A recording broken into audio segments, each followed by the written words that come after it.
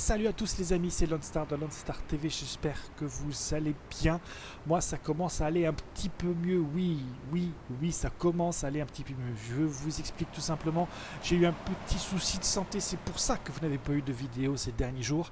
Tout simplement parce que j'ai eu une bonne grosse rage de dents qui commence à être réglée, mais qui devrait être réglée définitivement à partir de la semaine prochaine.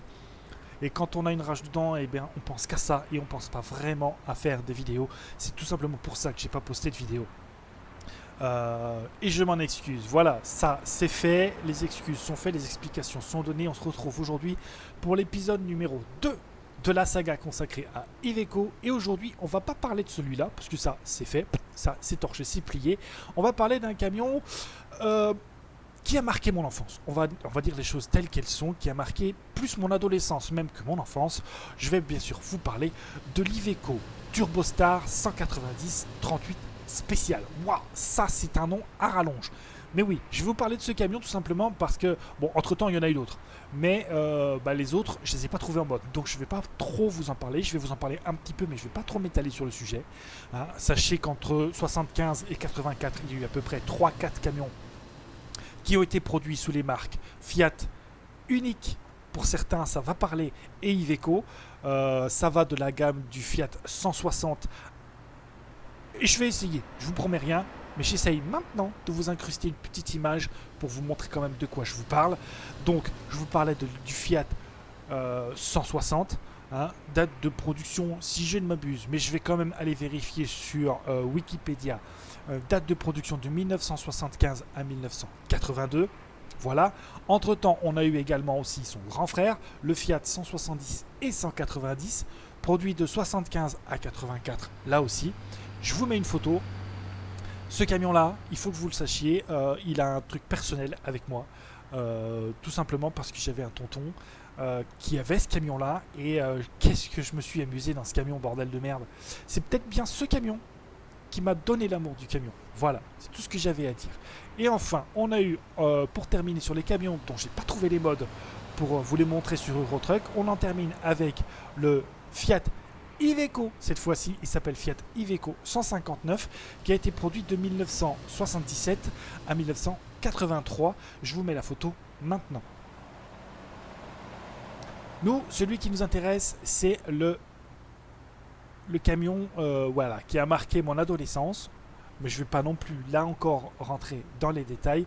On va le chercher. Il est là. Il est magnifique. Il est vraiment splendide. Les moteurs ont fait un boulot de dingue. Les amis, je vous présente, pour ceux qui ne les connaissent pas, l'Iveco Turbostar, ou sous son nom barbare, le 190 38 spécial. Ça n'a rien à voir avec un calibre de flingue. C'est juste l'appellation scientifique, on va dire l'appellation numérotée de ce camion. Moi, je l'appelle le Turbostar, tout simplement. Tout simplement, pourquoi Turbostar? Eh bien parce que c'est un turbo. Il a un turbo, c'est la première fois. Il a même un V6 turbo à l'intérieur de sous cette cabine, on va dire, puisque le moteur est posté sous la cabine. Un V6 turbo de chez Fiat qui peut aller jusqu'à 420 chevaux. Ça commence à rentrer dans les standards d'aujourd'hui. Hein. Et on pouvait quand même aller tracter jusqu'à 50 tonnes. Ce camion-là, avec 420 chevaux, pouvait tracter jusqu'à 50 tonnes. Je ne sais pas si vous visualisez le truc. Moi qui suis chauffeur routier dans la vie, je me dis ça 50 tonnes? Sérieux? Mais what? Non mais bon voilà. Aujourd'hui on peut tracter beaucoup plus lourd. Comparons ce qui est comparable, je vous l'accorde. Bref, ce camion est tout simplement beau. Il a été quand même vendu, il faut le savoir, à un peu plus de 50 000 exemplaires en Europe. Ce qui est quand même très honorable à l'époque pour ce type de camion. Alors, on va faire un petit tour vite fait de l'engin parce qu'il est quand même vraiment sympa. Je vous l'ai dit, les moteurs ont fait un boulot de dingue. Ils l'ont représenté comme il était. Mais vraiment. Et bon, le châssis, je sais, dans mes souvenirs, parce que ça remonte à loin, je ne sais pas s'il était peint. La sellette, elle l'était pas, ça c'est sûr. Une sellette de cette couleur, je ne crois pas que ça existe. Mais après, tout le reste était comme ça et c'est vraiment bien foutu. Ensuite on va aller faire un petit tour à l'intérieur et là aussi les modeurs ont vraiment fait un boulot de dingue. Allez hop, tiens, il y a déjà Sergio là-dedans. Oh, tu descends s'il te plaît, merci. Voilà. Bon, faites pas gaffe au GPS, hein, monsieur classe DX69. On est en 2018, au cas où vous ne seriez pas au courant. Donc, on peut quand même vivre avec son temps. On n'est pas dans la ferme du passé, hein, et on a des GPS aujourd'hui. Alors on s'en sert. Du coup, le GPS, monsieur classe DX, c'est moi qui l'ai rajouté. Spécial dédicace à toi, enfoiré. Euh, Il comprendra. Bon, bah l'intérieur du camion a été aussi très bien foutu, je pense. Ce que vous voyez au milieu, là, le truc avec les deux trous, c'est un troisième siège, je crois, ou un frigo. Je pense pas, hein, parce qu'à l'époque, il n'y avait pas encore de frigo, on n'y avait pas encore travaillé dessus. Cherchez pas la clim, hein. Ne la cherchez pas, parce qu'en 84, n'existait pas. Vous avez tout juste les débuts de la direction assistée, il ne faut pas non plus insister trop dessus.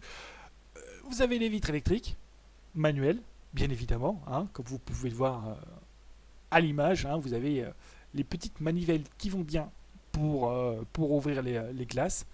Ne cherchez pas hein, de rétroviseur grand angle. Évidemment, vous ne l'avez sur aucun des deux.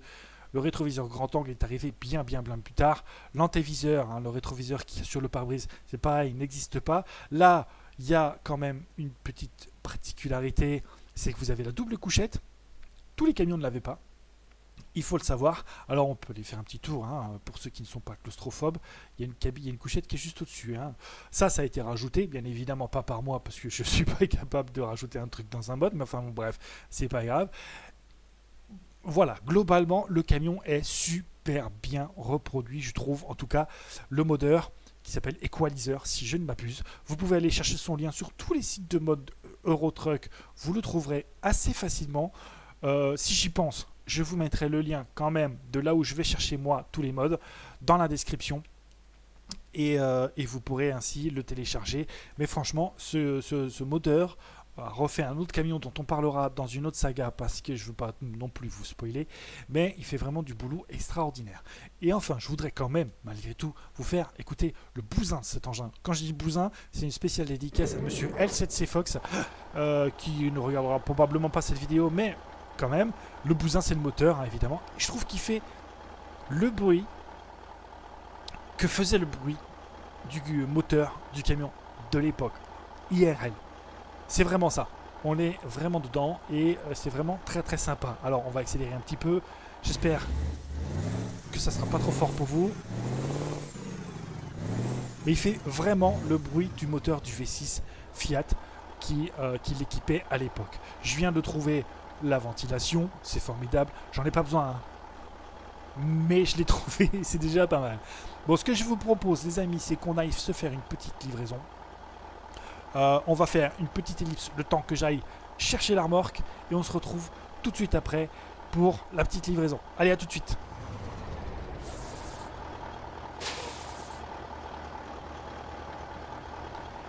Et les amis, alors je sais pas ce que vous en pensez, mais moi je trouve que cet ensemble va à merveille l'un avec l'autre.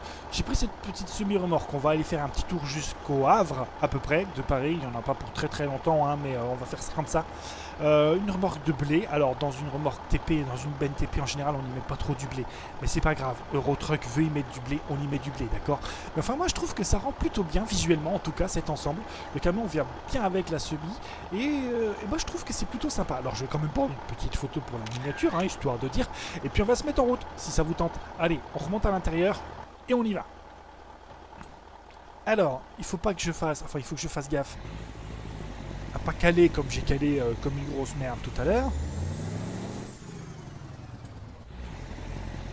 Voilà. Bon, je vais remettre quand même l'ATH pour voir les vitesses parce que je ne les connais pas encore tout à fait, hein, les vitesses. Enfin, je trouve, je sais pas ce que vous en dites, mais moi je trouve quand même que ce camion est vraiment sympa. Alors on va enlever les dégâts, quoique non, parce que de toute façon le GPS on l'a déjà, c'est pas la peine de le remettre. Mais je trouve que le camion est vraiment beau, vraiment bien foutu. Alors là normalement, comment je repasse en deux déjà? Voilà, comme ça, putain c'est le bordel. Hein. Ouais, je disais donc que je trouve que ce camion est vraiment bien fait. Et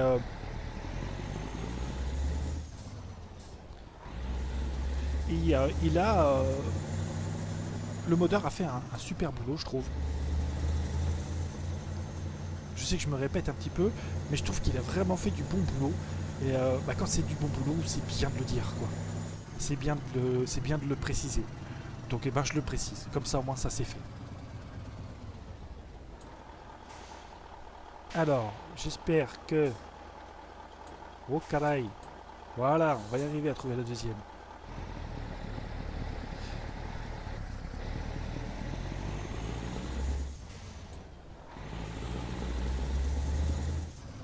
C'est pas évident, hein, parce que le levier de vitesse est étagé de façon très très spéciale. Logique, coupe-moi la route, hein, je te dirai rien, pauvre con.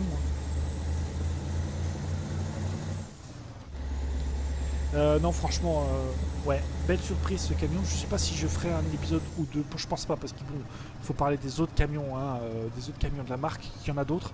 Alors, il y a le suivant, son petit frère, on va dire, hein, donc celui qui est sorti tout de suite après, qui a commencé à marquer l'évolution d'Iveco et à parler, on va parler un petit peu plus de Stralis, même si pour l'instant on n'y est pas encore.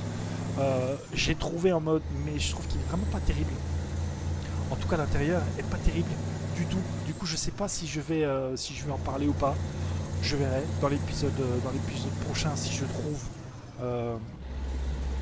trouve un mode qui soit un petit peu mieux. En tout cas, l'intérieur, parce que l'extérieur ça allait à peu près, mais l'intérieur c'était vraiment pas ça.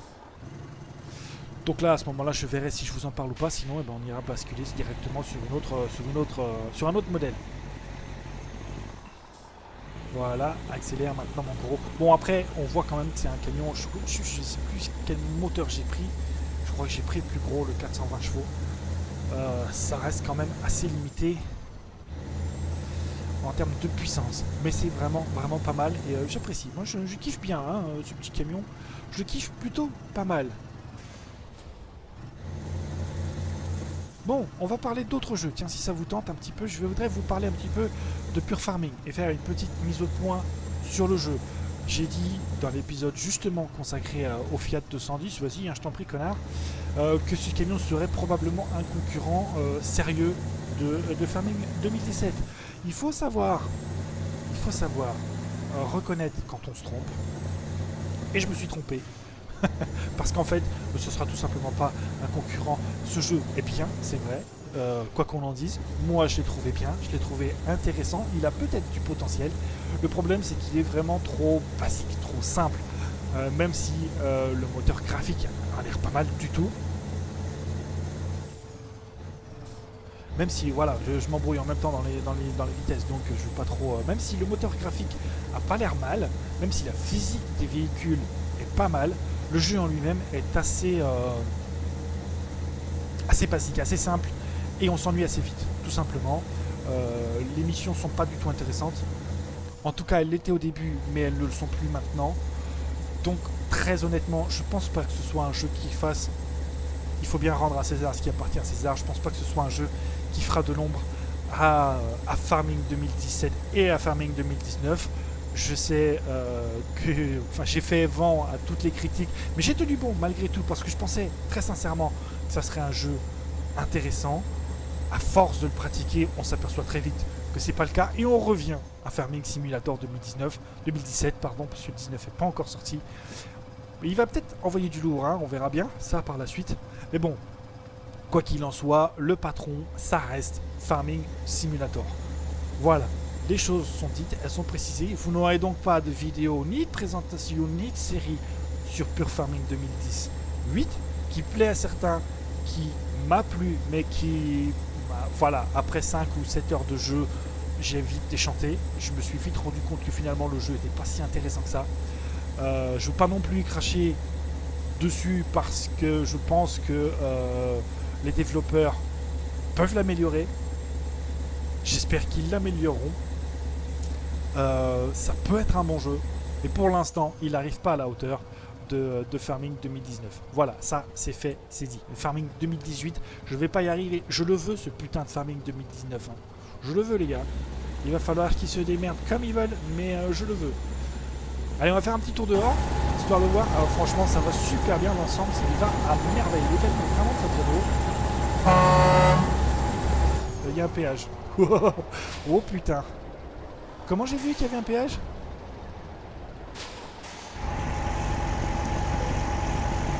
La voie s'est élargie d'un coup. et il n'y avait plus de marquage au sol. Là, tu te dis, mon gars, si tu retournes pas à l'intérieur, tu te tues. Voilà, on est retourné à l'intérieur. Bon, passe-moi la 7, s'il te plaît, merci. Voilà, ça c'est cool. Donc c'était la petite parenthèse pure farming. Je sais que Monsieur Classe DX69 m'avait un petit peu charrié sur ce sujet lors de l'épisode précédent dans les commentaires. Merci à toi hein, de m'avoir bien charrié. Je m'en fous hein, parce que moi à l'époque, très honnêtement, je trouvais ce jeu intéressant. Je le trouve plus maintenant. Voilà, ça c'est fait. C'est dit, c'est plus à dire. On va parler farming maintenant, hein, si ça vous dit. Farming, on va reprendre une série également sur une autre carte. Je ne sais pas si je fais garder Oakfield Farm, mais je vais vous parler de Meadow Grove. Monsieur Classic X69 justement fait une série dessus ou un live, je sais plus où il fait ses lives dessus. Enfin bref, il aime bien cette carte et moi aussi, hein, j'ai commencé à jouer un petit peu dessus et je trouve qu'elle est vraiment sympa. On peut en plus de ça placer l'usine à pellet là où il a prévu pour mettre des objets plaçables, donc c'est intéressant. Moi c'est ce qui m'intéressait. Donc voilà, je pense que je ferai une petite série ou en tout cas une présentation de la map Meadow Grove assez rapidement sur ma chaîne, je pense d'ici la semaine prochaine. Voilà, je voulais en parler, je voulais vous le dire.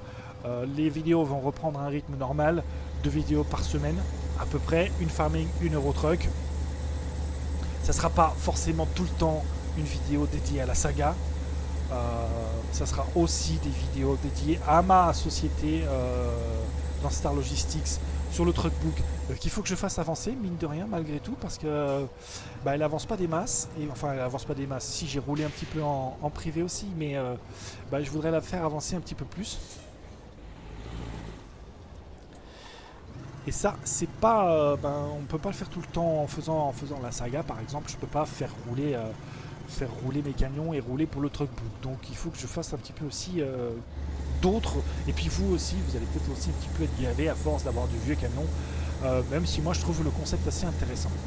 Surtout hein, si vous avez des remarques à faire, des choses à dire, n'hésitez surtout pas. Mets-moi la 10, je préférerais. Voilà, merci mon gars.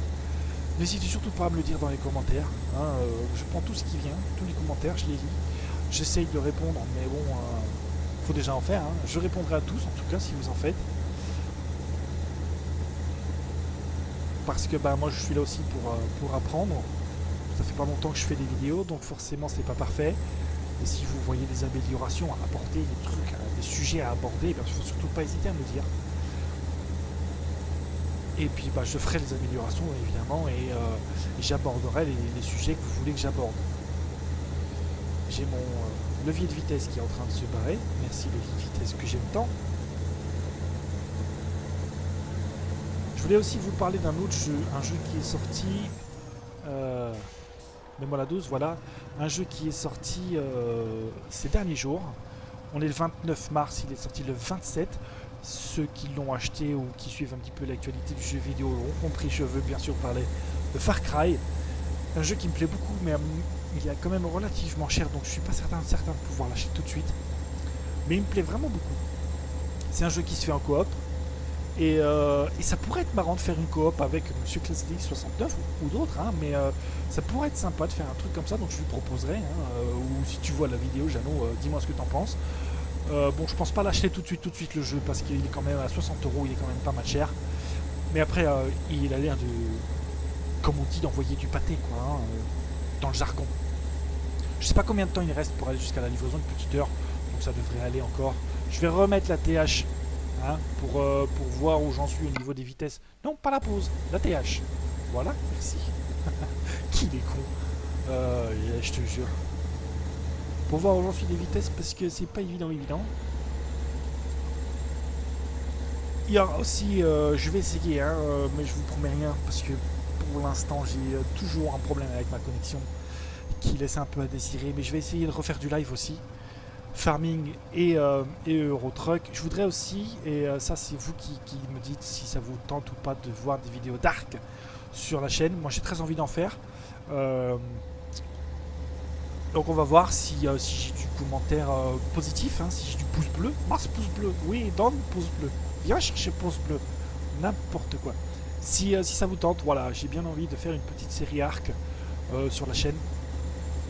parce que c'est un jeu que j'aime beaucoup. Là, il y a eu 2 grosses mises à jour coup sur coup qui m'ont bien bouffé ma connexion d'ailleurs. Hein. Pardon. Et du coup, ouais, j'ai bien envie de voir ce que ça a apporté ces 2 modifications, enfin ces 2 mises à jour, parce que pour être honnête avec vous, ça vient faire un petit peu plus d'1 mois que j'ai pas essayé le jeu, que j'ai pas joué à Ark en tout cas. La dernière fois que j'ai lancé Ark, je pense que c'était pour faire le montage de ma vidéo de présentation de la chaîne. C'est vous dire. Donc voilà, du coup, si ça vous tente, il y aura un petit peu de Ark aussi sur la chaîne. On va refaire un petit tour. Oh putain, retourne sur ta route, putain, con. On va refaire un petit tour dehors, vite fait, hop hop hop, voir de nuit ce que ça donne. C'est magnifique. Je sais pas ce que vous en dites, mais c'est magnifique. Allez, on retourne dedans parce que sinon on va faire un carnage. Je sais pas pourquoi je n'arrive pas à conduire le camion quand on est en vue extérieure. C'est juste horrible.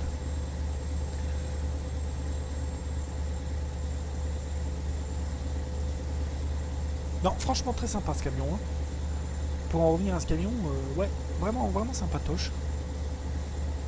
Je sais pas, bon, je pense pas faire d'autres épisodes dessus, à moins qu'il vous plaise vraiment et qu'il y ait un 2e épisode, mais bon, en général, vous voyez le camion, je vous le présente vite fait, je vous donne ses caractéristiques vraiment en gros, pour pas rentrer non plus dans trop de détails, pour pas vous saouler avec des chiffres.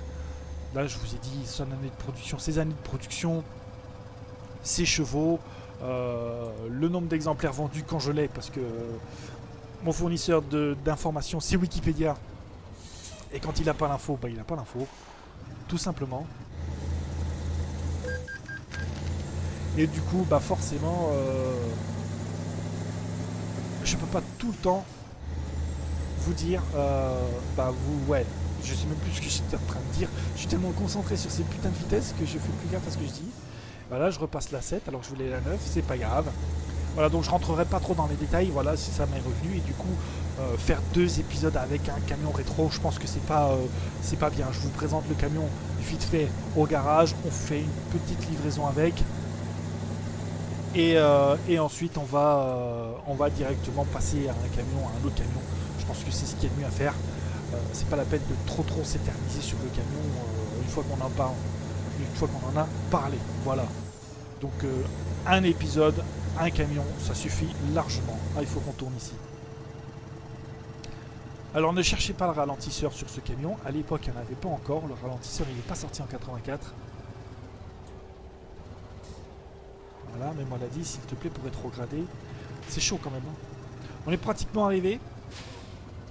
On va arriver, voilà. Le Havre, on y est. Là, je ralentis fortement pour pouvoir... je rétrograde fortement pour pouvoir ralentir. Oui, hein, tu m'as regardé quand même. Je m'appelle Don't Star TV. Oh putain, j'allais me tromper, quoi. Bravo. Ah, bravo, tiens, bel esprit. Tu tournes sans mettre les clignotants. T'engueules tout le monde dans la vraie vie parce qu'ils les mettent pas et dans le jeu, tu ne mets pas. Bravo, Don't Star TV. Ouais, bel esprit, mon gars. N'importe quoi, le gars.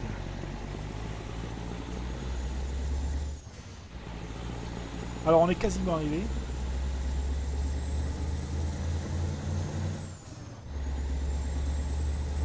Je commence à comprendre le mécanisme de la boîte de vitesse. À peu près. Je vais pas acheter le garage parce que j'en ai pas besoin. On s'en fout. Ouais. J'espère en tout cas, bon, on va quand même se garer, mais j'espère en tout cas que cet épisode vous aura plu. Je vais essayer de faire un petit peu plus court, un petit peu plus compressé hein, dans la durée des épisodes parce que 25 à 30 minutes ça fait un peu long. Je pense que là il sera long quand même, hein. Mais à l'avenir je vais essayer de les comprimer un petit peu parce que je trouve que ça fait trop long.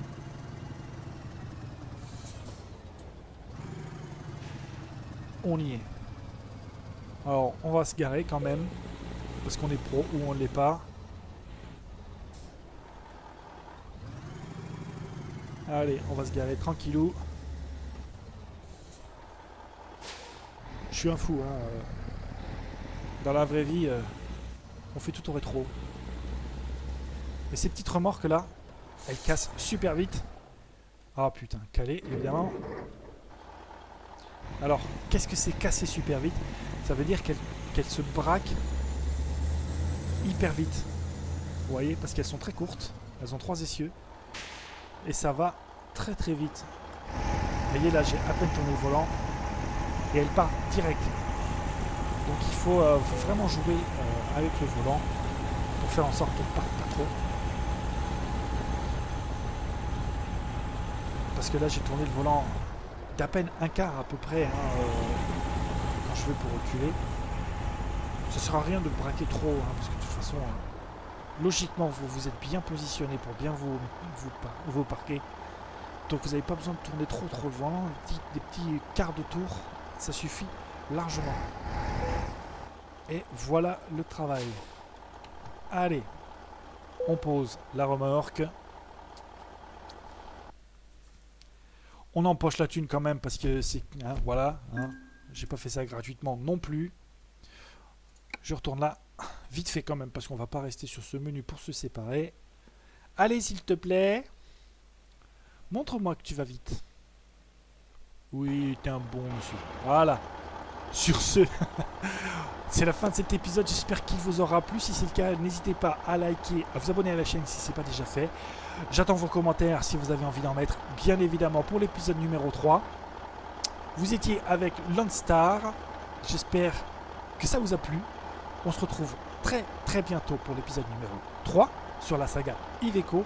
En attendant, je vous souhaite de bien vous amuser et je vous dis à très bientôt. Ciao ciao.